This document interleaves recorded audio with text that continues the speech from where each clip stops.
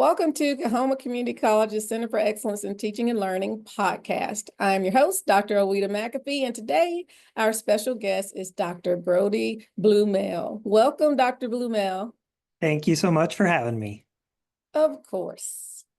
So today we're going to talk about immersive technology, language education. So before we get started, Dr. Bluemel, please tell us about yourself. Sure. I'm a professor and department chair at Delaware State University. That's where I'm joining the podcast from today. My discipline or area of expertise is in applied linguistics, and my research portfolio focuses explicitly on technology and language education. So looking at all different types of technology in foreign language education right now over the past few years, focusing in specific on immersive technology. Got it. Okay. And in addition, might I say, you're also my Propel HBCU Faculty Fellow and our Senior Mentor Lead for this year.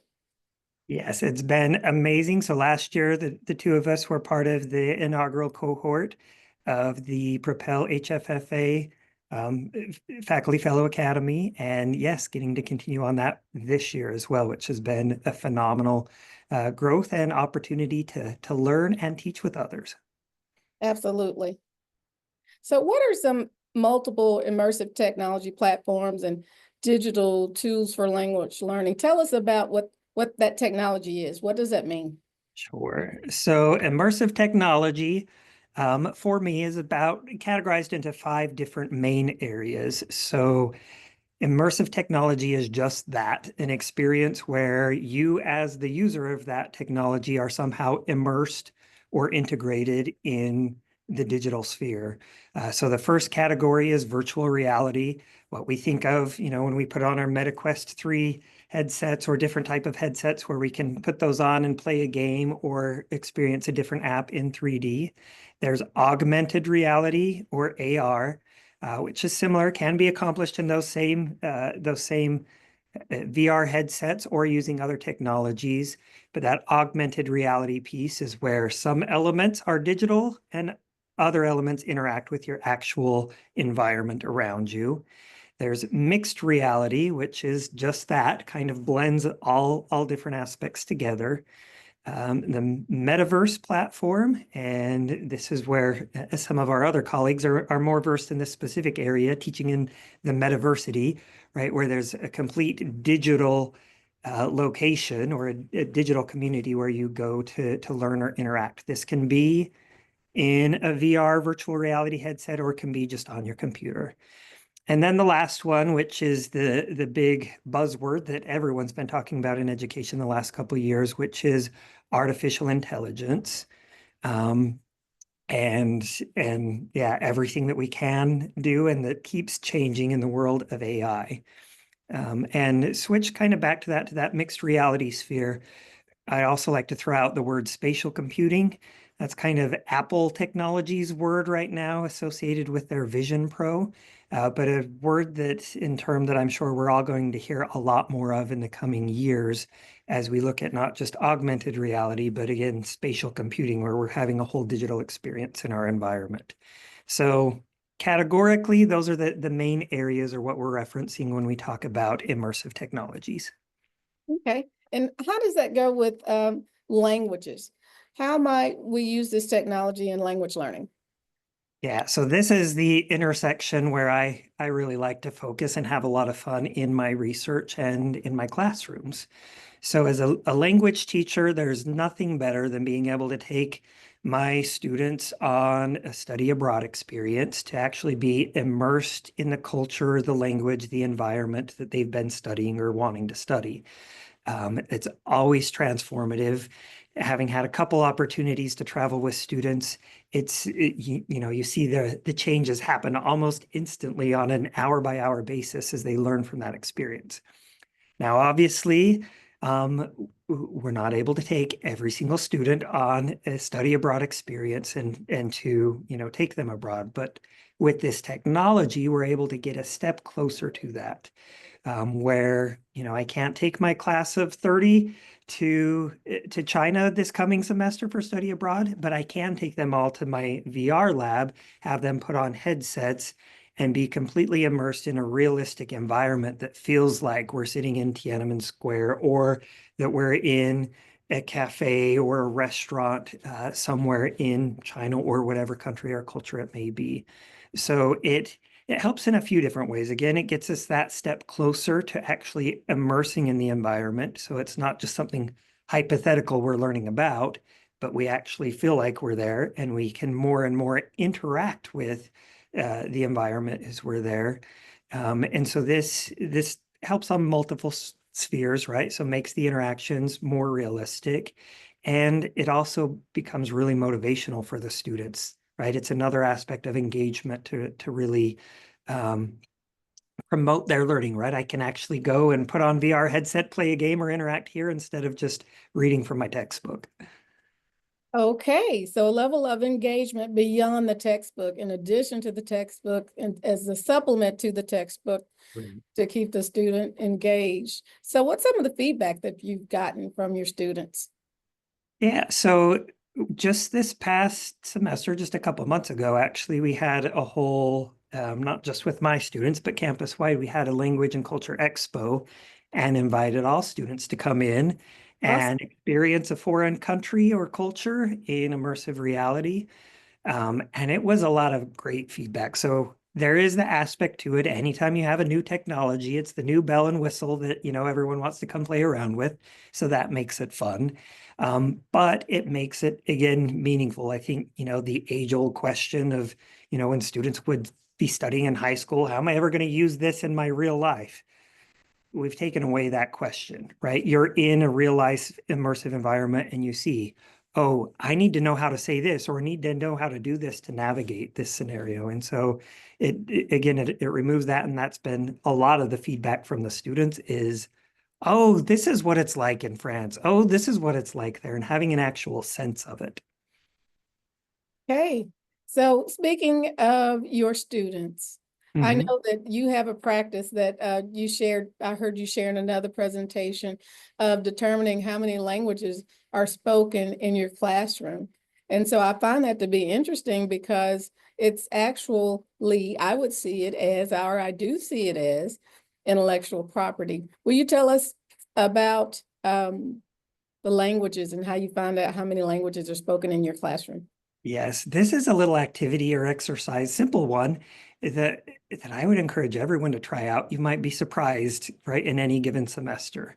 So I teach at Delaware State University, and our president does tout us as being the most diverse contemporary HBCU. That's his plug line for us. And so diversity is a big piece. I mean, for us, and I think well, definitely for any HBCU. But what that diversity is and what it looks like, I now have a completely different vantage point than I did before I did this little activity with my students. And that at a base level, the first time I did it in a class was having students self-report on their cultural identity. Right, a little exercise where they all shared what languages they speak or have access to and how they identify in their culture. And I knew all of these students beforehand, know them all well, but I knew them all by name before this particular class. And I was expecting to hear, about a couple different places in the US, and one student who I knew was from Puerto Rico. Instead, I got feedback from this class of about 15 of about 8 different languages that were spoken amongst the group. Several of my students who, yes, they were American, but whose parents were from several different countries, from Guyana to a couple different other places in South America represented. And I think, said and done, I think we had 4 continents represented. And so it was very diverse. And immediately it was, here's again the additional languages, cultures we have access to just in our classroom of 15. So that's a little exercise I think anyone can do. Simply, everyone, please share with us your cultural identity and the languages you have access to. On a larger sphere, or at a larger level here at DSU, then we opened it up because we knew, well, we knew we had a lot of students with advanced language proficiency in different languages, but we didn't know who they were. Uh-huh. Because when the students come in, if they already have advanced language proficiency, well, they no longer need to take a language course with this, right? They either CLEP out or test out of that requirement. And so they never come through our particular department or program. So in the past, we never knew who they were or what languages they had access to. A year ago, we put in place a practice where we credential and give award credit for students after they take an exam. It's called the STAMP, National Language Exam. And based on that, we award credit, and students come in with all different languages. We can test them in, there's like 50 different languages we can currently test in versus the 8 or 9 languages that we offer courses in. And so that has been extremely exciting for me when we've seen on our DSU campus how many languages there are. Several students have come in now, dozens of them, but we've had several who come in. They speak Yoruba, Igbo, Armenian, Spanish, Swedish, French, Italian, all these different languages that we have individuals who are advanced speakers. This Friday, we have our first test we're administering in ASL. And so really gaining a sense of, yeah, we think we're diverse, we know we're diverse, but now we have this data to show here's what that means and what that looks like, what languages are represented, and tied to that, what different perspectives and ways of understanding things we can tap into in our learning community. That's awesome. So I heard you say a lot of good information. Two things I want to hone in on. You mentioned CLEP. Mhm. So students can CLEP out of the language proficiency class that they need for their gen ed. Is that what I'm hearing? Yeah, so we put in place a new PLE, prior learning experience Uh-huh. policy last year for foreign languages. Okay. And there are a few different exams that can be used for that option. One of them is the CLEP exam. Other students come in with the AP score, AP exam completed. And so we, of course, as most institutions do, we accept that, but now we accept that and award up to 15 credit hours based on their score and performance. There are a couple other assessments that we accept as well. One of them is called the STAMP. I don't recall what the acronym stands for, but it's spelled just like STAMP through Avant testing. And then there's also the ACTFL tests. ACTFL is the national organization for teaching foreign languages. So students can take any of those different tests based on their score. If a student scores the highest score possible, they can earn up to or receive up to 15 credit hours in that language. They get the first 6 credit hours based on test score alone. And then if they take one more class with us in that language, they get credit for that class and up to the additional 9 credit hours. So in one sense, we're giving away a lot of credit hours, but in reality, we're putting on students' transcripts the actual language proficiency level they have, regardless of whether they've taken a course, grew up with the language, or learned in an alternative way. That's so exciting on so many different levels. Again, I talk about the intellectual property. This is something that I know, so it's not a language course that I'm having to take that is outside of what I already know. I'm being awarded credit for the prior learning, as you say. And as well, 15 credit hours, that means that I could possibly graduate a semester early, which, And for many of these students, that means they automatically add in a foreign language minor as well. Whereas in prior years, they would have had no record at all on their transcript that they even had a language. And one quick snippet that I'll add in there, because, before doing this and fully convincing our administration and others, this is a good idea, giving away these credit hours. It's actually been, we're tapping into a population of students we just didn't have access to before. So it's not that we're giving away credit hours and yes, our enrollment's going down, but it's having the opposite effect. We now have these intermediate advanced level proficiency students who just weren't in our programs before, Now they're testing in and taking 1 or 2 classes with us. So it's helping to really grow and strengthen our language programs at the same time. And that's been a hoped for, but unintended or unanticipated consequence. Absolutely. So when students are happy because they have the offerings that they need and want to take, then yes, they will share that peer-to-peer and recruit and then complete. Yes. And so, Yes. yes, I could see that all day long, Dr. Bluemel. Bravo. Thank you. Yes. And so again, I saw one of your presentations and you gave an example about the importance of languages and when you're traveling and how you communicate with people. Can you give us an example of the importance of having a background or an interest and awareness of languages? Yeah, and this is, I mean, this comes back to the actual topic too of immersive technology. In our traditional language classroom, what many of us might have envisioned in our head when we took, high school Spanish or high school German, French, whatever. You can teach a lot of vocabulary, a lot of language, a lot of communication, and a lot about the culture, but it's really hard to actually teach the culture because it's a different way of thinking or perceiving the world.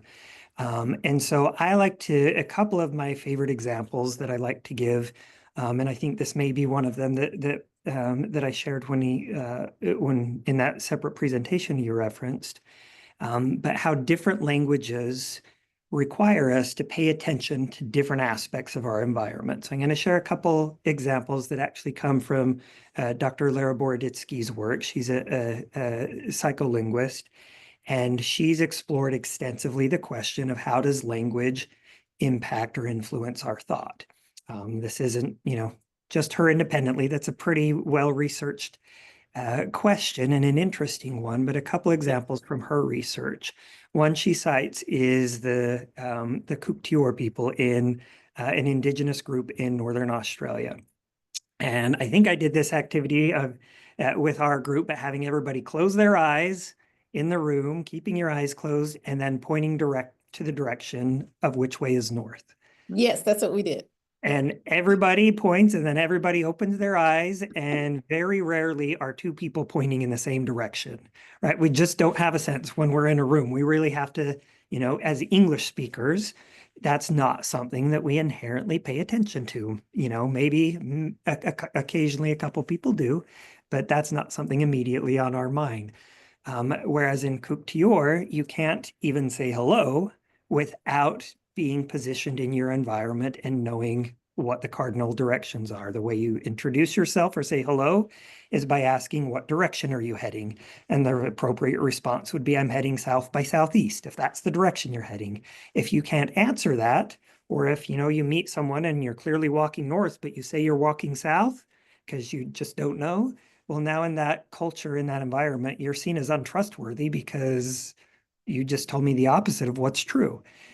So what that means, though, because their language, because their culture requires them to always be positioned in their environment, they always know which way north, south, east, and west is, right? So an obscure example to one extent, right? Then there's a couple more similar to that vein, but the point that it really gets at is how in different cultures and when you're learning different languages, it's not just what's the word for north, what's the word for south, but a whole different way of perceiving the world.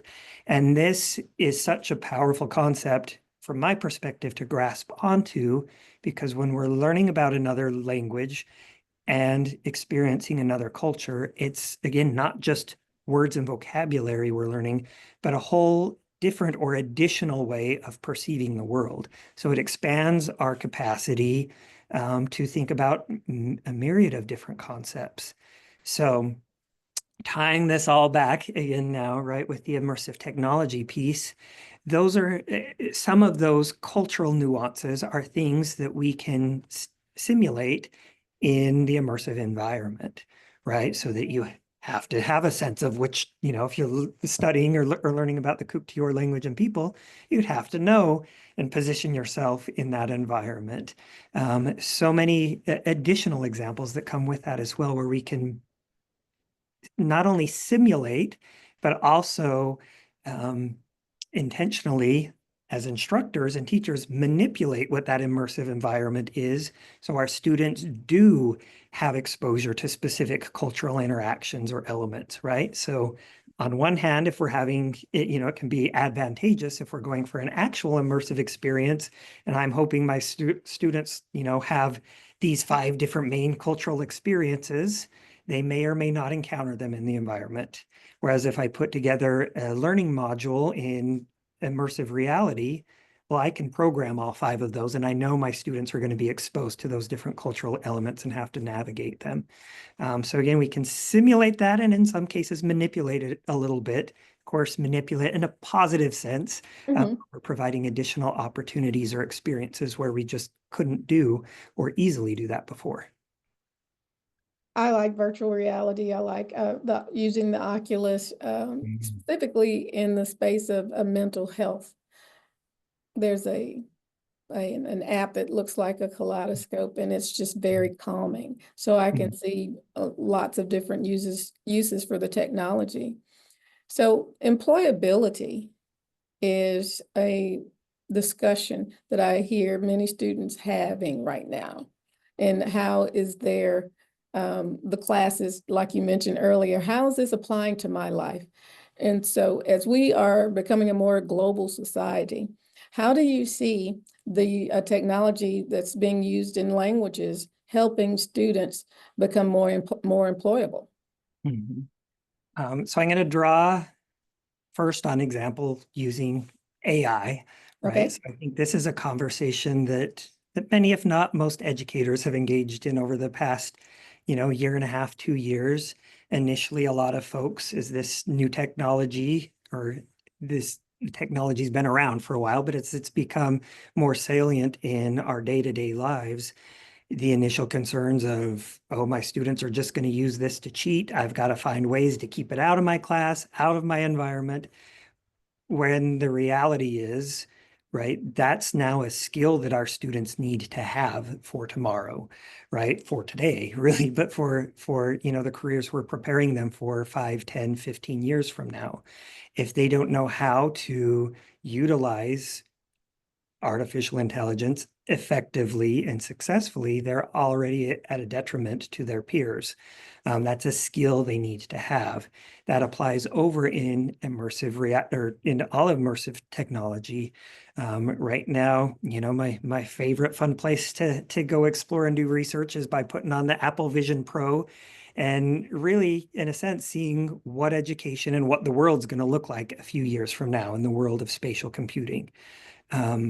I don't think, well, I'm confident and hope we're not all going to be walking around in 3 years wearing Vision Pros on our heads, but there is going to be different hardware and different, smart glasses, things like that, where the way we interact with the digital world, we're not going to be using computers like we are now, right? It's going to be some form of spatial computing that we don't even completely have our heads, or at least I don't have my head wrapped around quite yet. And so teaching them and giving them experiences with virtual reality, with spatial computing, with this different immersive technology, not just provides another environment to motivate learning and to provide and teach different aspects of the skills we teach, but also to, well, just that, gain experience with the technology. Now, putting on the MetaQuest 3 headset and going to a couple of the games versus then putting on the Apple Vision Pro and interacting there, the difference in, pixels, everything else is almost like playing a video game from the 1990s versus playing a video game now. There's a huge leap, and those leaps are going to continue to happen, but you've got to start somewhere. And right now, with the technology we have accessible to our students, giving those experiences there that are good and great, knowing in the next couple of years, the continuing technology is just going to be better and better. But we have the foundation already laid for them, and knowing how to use this technology and how to really, well, how to utilize it well. I feel like I'm kind of going on, but there's one more point that I do want to get to with all of that is, again, this is from not just artificial intelligence, but digital literacy across the board is a foundational skill for almost any career moving forward. And I'm of the opinion, in our different institutions, we have our gen ed curriculum, which typically includes, math, English, science, history, and, a couple other courses from there. That part of that general education requirement should be digital literacy, inclusive of immersive technology, as that's a necessary skill for almost every profession going forward. Agreed. I Get have, off my soapbox there of technology. well, I have friends who use VR to do their day-to-day work, to your point. But for those of who can be overwhelmed with technology because it's moving so quickly, and we're in an educational setting, and so academia is being looked to help not catch up with the trend, but facilitate what is needed to still meet the academic outcomes, to get the basic understandings of what is driving this technology. And so the software and hardware that you mentioned, I'm thinking it ranges anywhere from $300, like for a VR headset, to I think Apple's the Vision Pro is what, 3,000.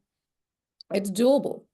That is doable because we know that laptops cost about that much, depending on which one you get. And so it's doable in an academic setting. So my question to you is, how has working with this technology been with your peers in other disciplines?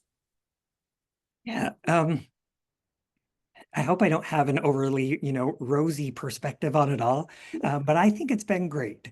And having that perspective in that just trying, even if you fail with the technology, is great. And maybe a little step back before answering your question, I think it's important, well, really in all aspects of education, to just embrace the fact of failure sometimes and doing things and not having to do them perfectly. And I feel like that's against the grain for almost all of us in academia, because our sense is, if I'm going to do this, I've got to do it perfect, and I got to figure out how to do it perfect the first time. And if I can't, then I've got to wait until I've, got everything ironed out. And so stepping away from that mindset and just saying, hey, I'm going to try this out, or hey, I'm going to give this a go. Even if it doesn't go well, you learn from it, and so have your students. And so that's kind of a more, top end, high level answer, but a specific answer to that is one colleague who in the classroom this past semester has been particularly hesitant for any type of technology, but was coached through to do just one exercise with their students, right? And this one was a basic one. All our students have iPads, and having all students, instead of writing a paper, come in or use their iPad to create any modality, a response to the question he gave. So they could do a video, audio, a couple of them did a rap. And so it was for him, a big adjustment in loosening the parameters and say, hey, just use this technology. In this class, it just took on a life of its own. And he's fully, moved over at this point because his students went so much further with the engagement. So I feel like I answered your question in 5 different vague ways, but kind of, really trying to get to the point of, for an instructor or for anyone, you don't have to do it all. Just try one new thing this semester, one little thing, one lesson plan that you implement some aspect of technology. We should never be doing technology for technology's sake. Absolutely. But we do need to be doing more and more technology. And so finding those couple opportunities here and there to use it where we haven't before. That's excellent advice. Pick one thing. So let's talk about how you are incorporating this technology into your day-to-day, into your syllabus.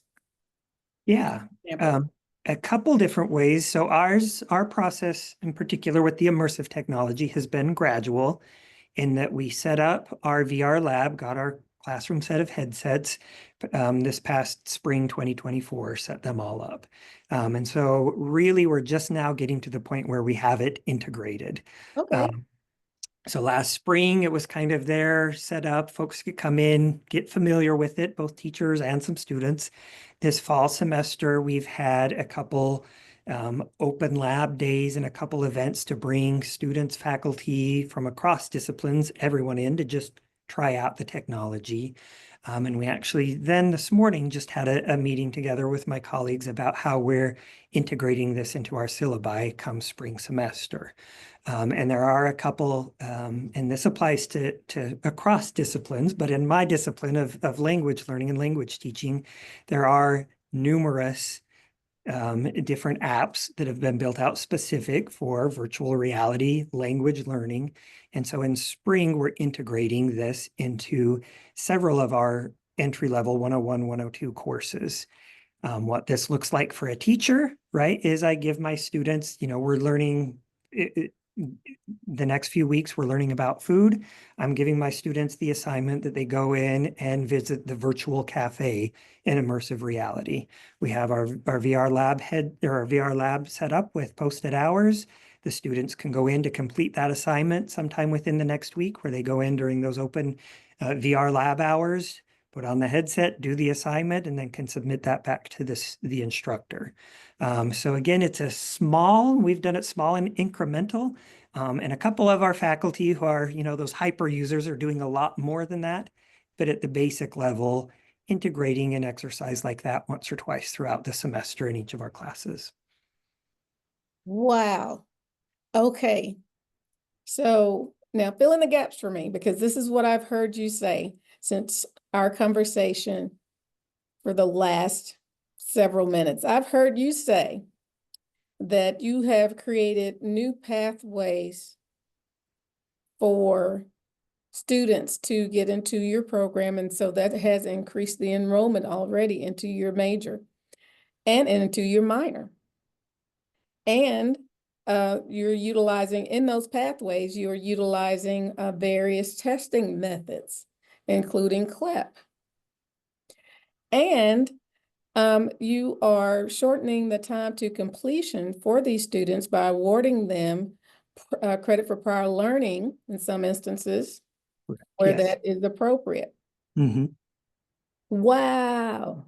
That's a It's lot. been a lot of fun. It is a lot. And to say it, I mean, it sounds like a lot when you put it out there, but this has been, a couple, 2-3 years worth of work for us to get to this point. So again, it's been gradual bit by bit, but been very impactful for our students and really rewarding and motivating for us as faculty too. That's what I'm hearing. I'm also hearing, really importantly, is that the word that you are repeating is engagement, engagement, engagement, engagement on the part of the student and the faculty. So, Dr. Bluemel, please tell us what it is that you would like for us to know that I haven't asked you. A good question. And pause and think on that for a moment. I think, well, I'm going to come back to the word motivation. Okay. And I'll give a funny little anecdote, right? So when I was studying, so in my past life, I teach languages I've taught include both Chinese and German. When I was studying in a graduate program in German, I remember starting there and the program director, his first advice to everyone being, if you really want to learn and master this language, you've got to be motivated. The best way to be motivated is to find somebody in the language to date. And he's like, bar that, you got to find something else, right? Really implying if you are dating someone who only speaks that language, suddenly you have a whole lot of motivation for that. And so that's the little anecdote that really bleeds true in language teaching. That's a great motivator for any student. But back to all of this, that word motivation in education, finding the thing or the little carrot that's going to entice our students to have them further engaged or to be interested in the topic or content in a way that they may not have thought of before is kind of at the core of it. For me, that, my mighty carrot stick that I've been able to leverage and had fun exploring has been technology and different forms of technology. With that always in mind, how does this new type of technology or tool, how is this going to help motivate my student and therefore provide a pathway to engage them at a deeper and, in more concrete level? So I guess that's maybe my mantra or my theme there. Small little anecdote aside, but really finding the opportunity both individually, but then helping the students find what is it that's going to really motivate me to excel in this area. Excellent. One final question. What are some next steps for your program? Yeah, well, we hopefully have a couple big things coming up, a couple I can't quite talk about yet. Okay. But one next big step for us in our language program is to an extent re-envision what our major program looks like. Currently, we don't have a foreign language major. We have an international studies major, and then we have several foreign language minors. But what we're looking to do is establish major programs of study that are content-based, that are either paired with another major or where students are taking content courses through the language. So if I'm a business major, I'm taking a couple of my gen ed requirements in a foreign language or becoming a dual major. For language in particular, finding every area and avenue where we can both credential our students who already have proficiency, but give them the edge ahead by both refining and then documenting on their transcript, hey, I have a degree in business and in language. So our next step is really building out a new major program that ties to several of our other disciplines for students who will either double major or dual major. Sounds great. And I heard you say credentialing, so I'm hoping that includes some micro credentialing in there is what I. It absolutely does. Okay. Okay.